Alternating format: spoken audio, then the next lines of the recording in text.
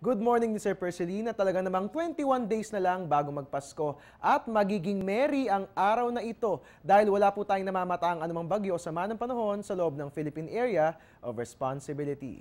At ayon nga kay Pag-asa Weather Forecaster Manny Mendoza, asahan na walang darating na bagyo sa ating bansa hanggang sa darating na weekend. Makikita nga po natin, clean and clear po yung ating MTSAT imagery dahil nga po walang anumang weather disturbance. Sa kasalukuyan, ang tanging weather system lamang po na umiiral sa ating bansa, ito pong tail end of a cold front na partikular na nakakaapekto dito po yan sa Timog Luzon. Bumaba na nga pong muli ang tail end of a cold front dahil ayon kay Mr. Mendoza, malakas po yung ridge of high pressure area dyan po yan sa may Siberia, at yung northeast monsoon dito naman po yan sa may Hilagang Luzon. Dahilan para itulak pababa ito pong tail end of a cold front na ating nakikita sa ating imagery. At para po sa asang lagi ng panahon ng araw na ito, dyan po sa Bicol at ganun din sa Quezon, makararanas po tayo ng light to moderate rain showers and thunderstorms habang ang Ilocos, Cordillera at Cagayan Valley at Central Luzon, asahan po natin ang light rains na dulot naman ng northeast monsoon.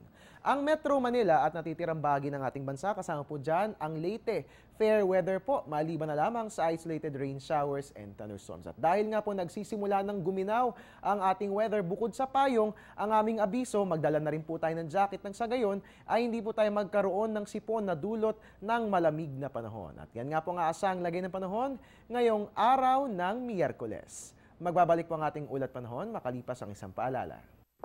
Thanks. Ang package. Ma'am, sabi ng Air 21 on the road na. Ano, Teng? Ang package. Ma'am, sabi ng Air 21 na receive na.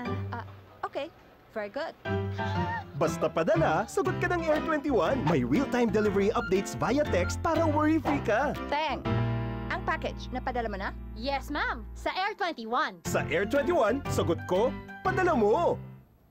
At yan po muna ang latest mula rito sa Pag-asa DOST. Para nga naman mag-updated tayo sa lagay ng ating weather, please follow our social media accounts. Sa Facebook, panahon.tv, pwedeng i-like ang ating Facebook page. Sa Twitter, at Panahon TV. And of course, you can also visit our website. It's www.panahon.tv.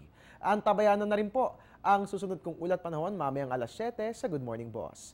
At kasama niyo po sa Telebisyon ng Bayan ang inyong weatherman, Harry Bayona, nagpapaalalang tiwala lang may tamang panahon ang bawat pagkakataon. Balik Sir Perceline, magandang umaga.